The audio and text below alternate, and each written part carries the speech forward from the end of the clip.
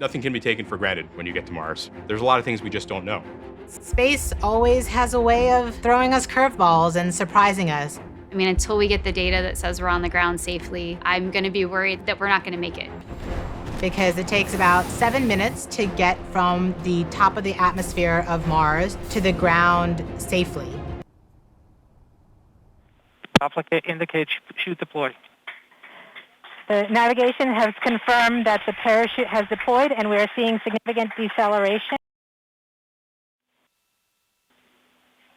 Heat shield set. Perseverance is now slowed to subsonic. Perseverance is continuing to descend on the parachute. We are accordion, which means we are conducting the sky crane, about to conduct the sky crane maneuver. Sky crane maneuver has started. Tango Delta. Touchdown confirmed. Perseverance safely on the surface of Mars. Hi, I'm Glenn and welcome to my boat project. In this episode, I am going to restore the centerboard or the swing keel from my 1971 Aquarius 21. To do this, I'm going to have to remove all of the rust, fill the craters, and then of course barrier coat, prime, and paint so it's ready for the water. I hope you enjoy it. All right, what we're looking at here is my centerboard, and this thing is approximately 2 foot wide by 4 feet long. It has a bevel here on the trailing edge on the bottom half. This is where the cable that swings it up, that pulls it up. This is where, I know it's a little dark, you can't really see it, but right there and right there is a bolt hole that holds that backing plate that you saw me remove. And then this is the hole that the pivot goes through, and it's a little bit oblong, so I'll have to take care of that. See, there's a lot of rust, and that's the number one reason why I took it off, but I also wanted to make sure this is strong. So my job now is to remove all this rust. That's pretty deep right there. I mean, probably like a 1/16 of an inch between there and there. So I'm going to remove all this rust on both sides.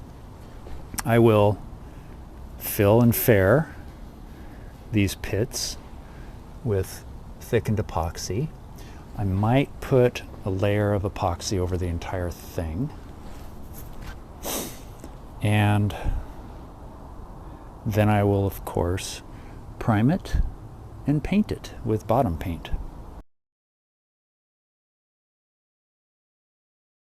All right, so I have my centerboard here, and the first thing I need to do is get rid of the loose rust.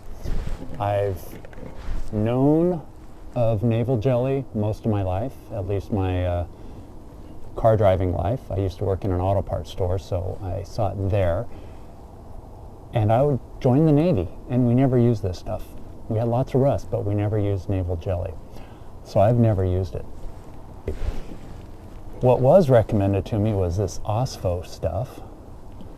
Now, it says it prepares rusted surfaces for painting, but if you read the instructions, it also says it neutralizes rust, where this stuff says it dissolves rust from metal surfaces. Okay, so this dissolves rust, this stops rust, this removes rust, and so does this. So I think I'll start with this and get the heavy stuff off. This only has to soak for 5 to 10 minutes, where this needs, I believe it said something like overnight.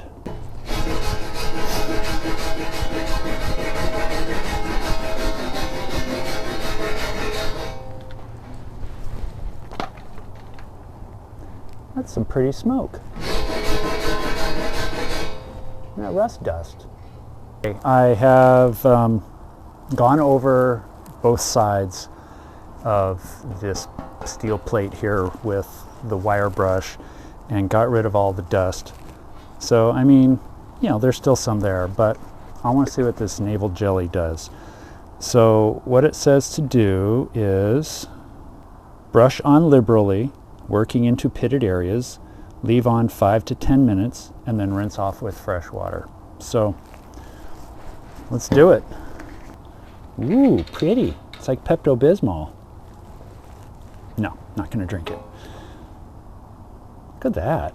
Ooh, that's real pretty. Still don't know why they call it navel jelly.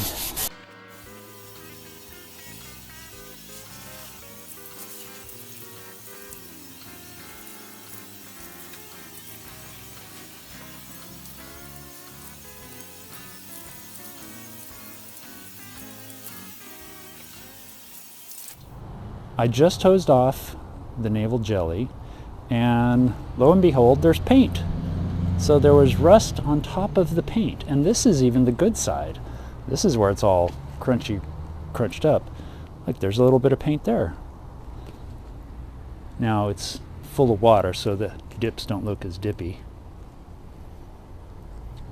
Bunch of little swimming pools, like craters. I really feel like I'm looking at, well, Mars, because of the color.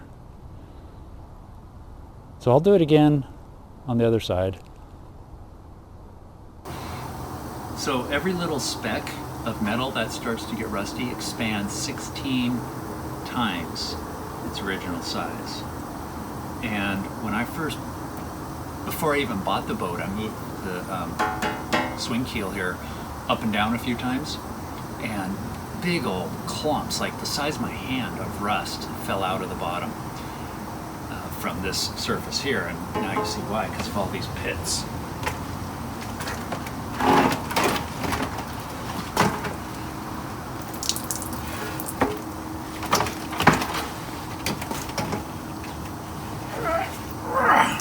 Pretty heavy, but it's somewhat, a little bit less than 200 pounds.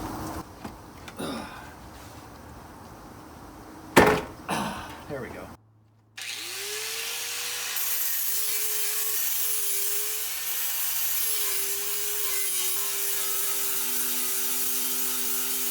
All right, just wanted to take a look at the results of the grinding. So the edge is free of everything. That's bare metal. But even here, where I spent quite a bit of time, it's not smooth bare metal. We still see all those pits and holes with rust. So I'm developing my strategy now. Then I'll use the navel jelly. Then I'll use the Osfo. I read the instructions again on this stuff, and what it does is it's kind of like a layer of paint. It says it's not paint, but it puts apparently like a clear protective coating over the metal so air can't get to it. I have heard people recommend it, so I will give it a shot.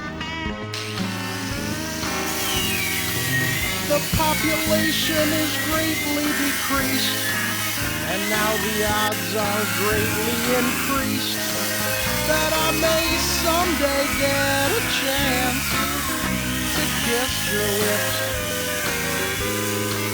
I thank the Lord each day for the apocalypse.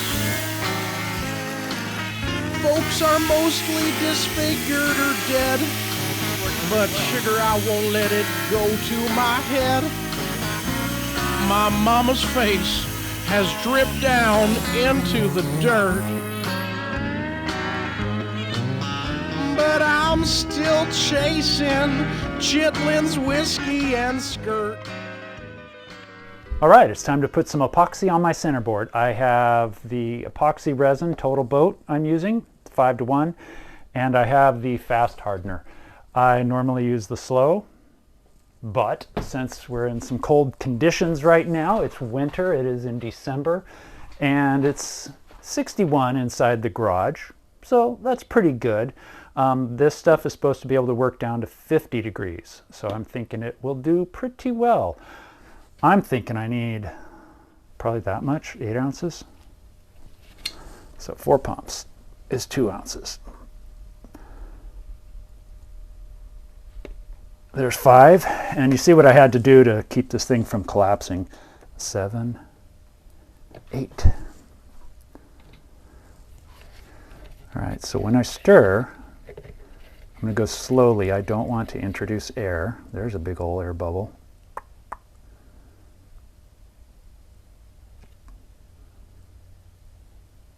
So I try to work those out. And so I'm going to stir while keeping the stick on the bottom. And I like to reverse directions and go back and forth and do little stirs on one side, more stirs on the other, big around. 6 ounces.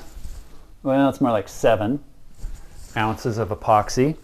And you can see right here I put some tape just on the edge of the centerboard so the epoxy doesn't run off and drip off, because I want to, well, certainly fill up these divots, but I also want it to have enough along the edge so I can kind of sand it down. So, all right, let's pour the stuff on, see how it works.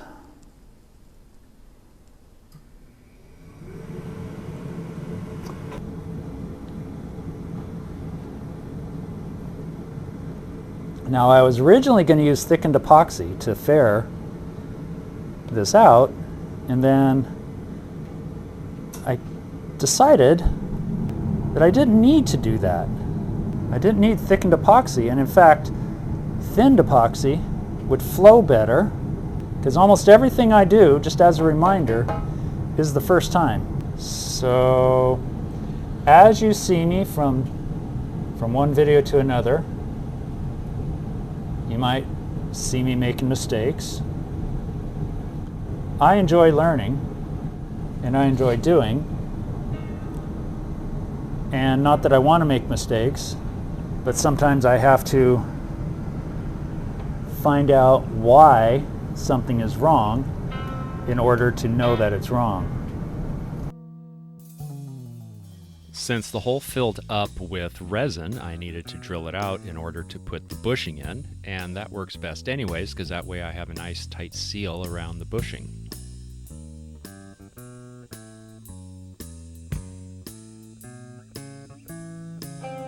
So then when I pour more epoxy over the bushing, it'll seal in all the little edges so it stays put.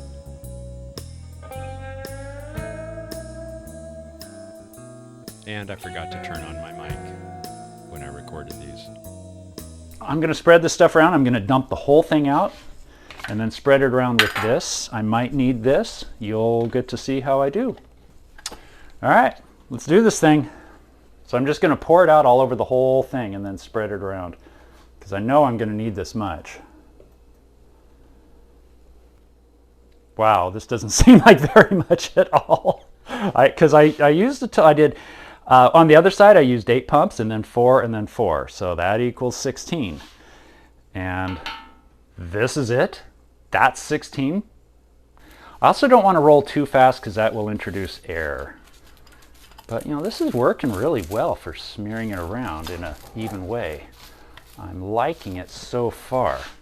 And I think it'll be easier to get it on the smooth stuff, because I noticed on the other side it's sort of beaded up over the OSFO, or maybe it would have over the steel anyways, but the epoxy beaded up a bit, and you know, that's one reason I'll have to go over it, but it didn't get full coverage is ultimately what I'm saying. Well, I tell you, this is a lot easier using this roller. It's flowing a lot better with my infrared bulb. Glad I got that thing. I didn't have it when I did the first layer of the other side. This is the first side that I covered with epoxy, and both sides are covered with one coat of epoxy resin, not thickened. I'm going to do another side. I have cleaned off the amine blush, And what I'm feeling here are the dips. So the epoxy didn't cover everything. If you look in there, it looks, you know, at the time it looked kind of like oil beating on water. So see how you can see the metal through there, and that's metal right there. These little spots are metal, and then the epoxy kind of beat it up around it. So what I'm planning on doing now is putting another coat on to cover those areas. Right there's my bushing that I pounded through, so that's perfect. That comes flush right to the surface of the metal, and then I will put more epoxy buildup just a little bit around it, like lava. It's like an alien planet. All right, so I'll show you when it's done again.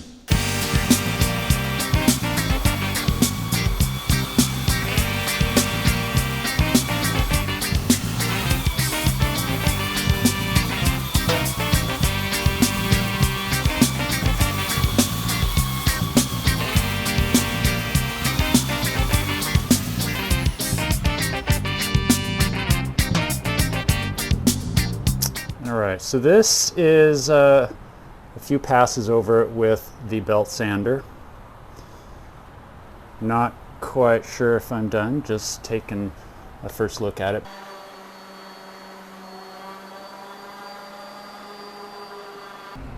When I put the centerboard back in place, I need to put in this pin. This is what holds it and allows it to pivot. However, since this thing is 50 years old, I mean, it's got a little bit chewed up. I could probably use it again, but when I went to the hardware store to look, I found that, which is exactly the right size. It's 1/2 inch, 13 threads. So what I did was, I used my angle grinder and cut the top right off. Ooh, if only it was that easy. And then I used the angle grinder like this to put that little notch in it. This is my darling daughter trying her hand at grinding.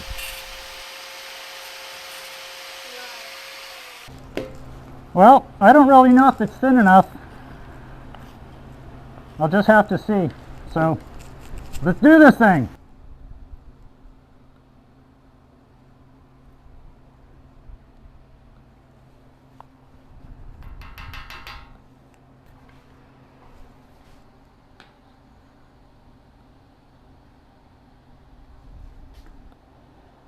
To get an even coat and fill in the cracks, fill in the low spots if I have a bigger tool.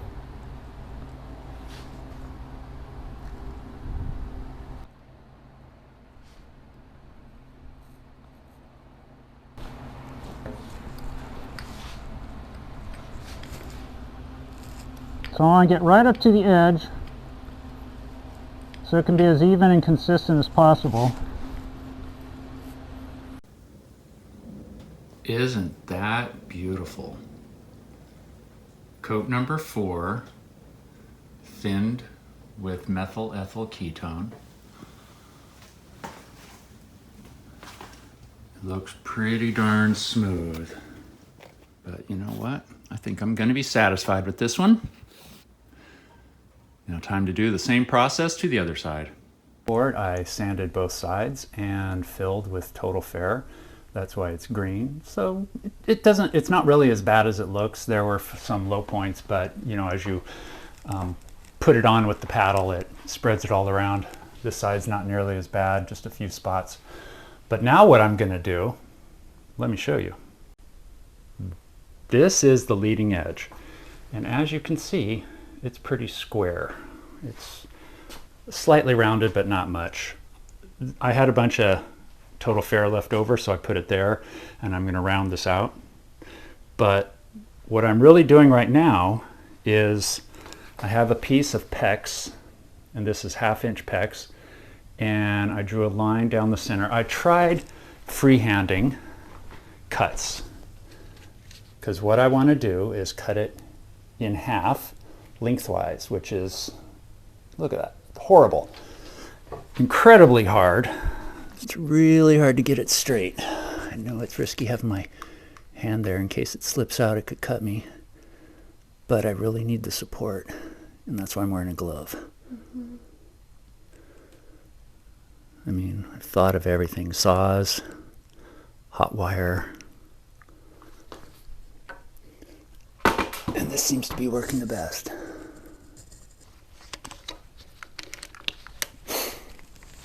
Like so. I think it actually works better with my hand underneath. I just don't like, because I can see. When my hand's above, I can't see. There's got to be a better way. I don't know what that better way would be. Here we go. This seems to be working okay. Oh, nice. I don't know how straight it's going to be. Not very, considering this is one side. Not very straight at all. It serves my purpose of rounding the transition as the water hits it. Anyways, my idea of having the pipe stay here would give a little bit of cushion if I hit something, you know, a rock, or maybe my trailer. If I forget to bring the keel up, when I trailer it, this will hit and then just sort of give a little bit of padding. All right, here we are the next day. I've let my thickened epoxy cure for 12 or more hours, and I didn't film filling up this tube with epoxy because it's pretty much like you expected. I had it, you know, sitting down on a table, and I just scooped the thickened epoxy in there, and then I flipped it upside down so it would sit on this. I also put a layer along the top of the keel first, so as I push this down, some of it squished out, and you know, I put it in place, and then I put this tape on it to hold everything in place. So now I'm going to remove the tape and let's see how it turned out. It's coming off pretty darn smooth. That looks good.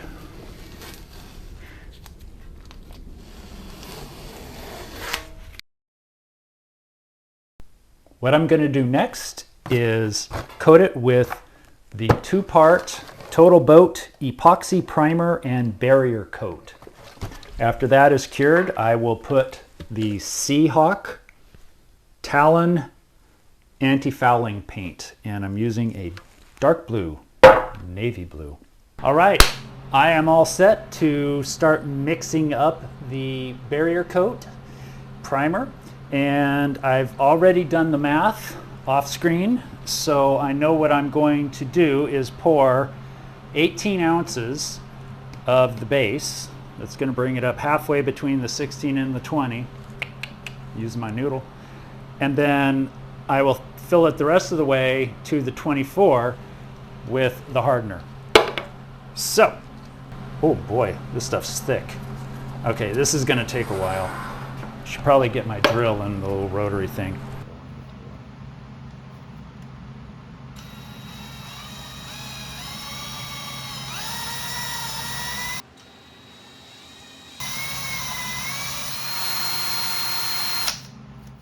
All right. Suppose I better clean that. All right. I'm going to cover this while I cover the can while I clean this. But I do for the epoxy, and I'd already put it on. So I'm wiping this down to make sure there's no contaminants on it. Not just dust, but grease, fingerprints.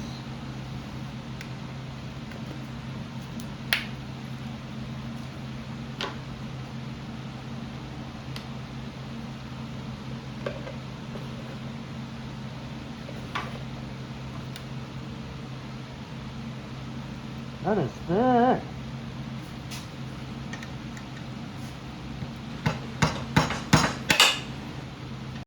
Notice I'm holding the can with my whole palm. I'm not holding my hand off to the side, because if that force started to flip it up, I don't want hardener flying all over the place.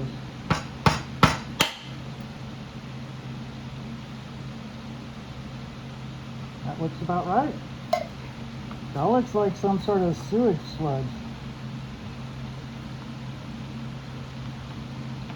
Oh darn, I should have left my propeller out. Holy cow, yeah. One little port. We're up to here. Shoot. Well, I saw how thick that stuff was, and I really thought it was going to lay down thicker. This is spreading really nicely. And I just realized I was going over it too many times. You want to minimize your working of the epoxy. Nice and easy.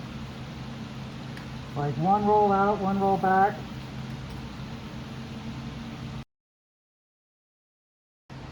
With the enormous amount of primer barrier coat epoxy I had left over, I was able to do a couple coats on my bird bath and our fountain. And I still had about 6 ounces left over that was wasted. All right, this is my centerboard 12 hours later.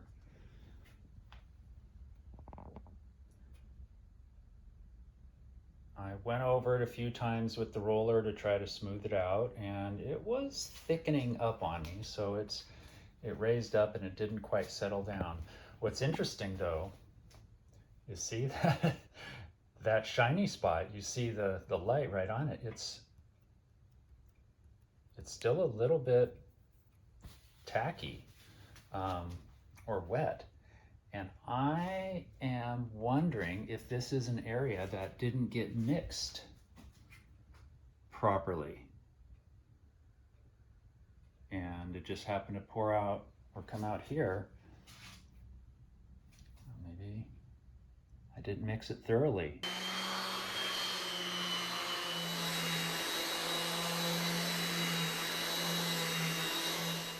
Okay, I'm ready to paint. The epoxy barrier coat primer is all sanded smooth. It has different appearances, but it feels really smooth to me. So I'm going to be putting this paint on it, which is the Seahawk Premium Quality Talon Anti-Fouling paint. And it's a dark blue, as you can see there. I think they call it navy. No, they call it dark blue.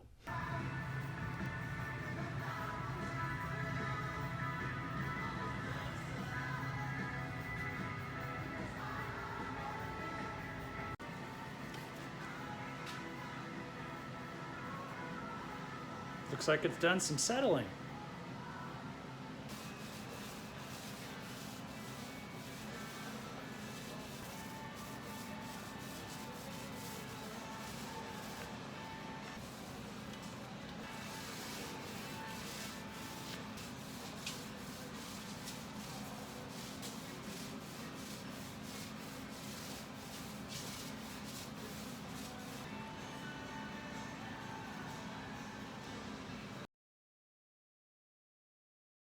What I learned in this project is that when you pour epoxy, make sure the epoxy resin and the surface you're going to pour it on is relatively warm, not hot, but warm.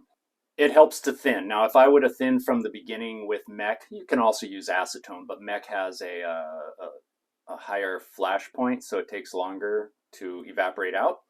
So that's why I use mech. It simply lasts longer and gives more time for the epoxy to settle. And I think it would have done a much better job if I had used mech to thin it in the first place. And finally, the way I found to best apply the thinned epoxy when pouring it, or just frankly just pouring epoxy that you want to level out and fill holes, is, well, you pour it on and then you use that 1/8" foam roller and a paddle. That worked better than any other methods I had tried, so I'll use that again.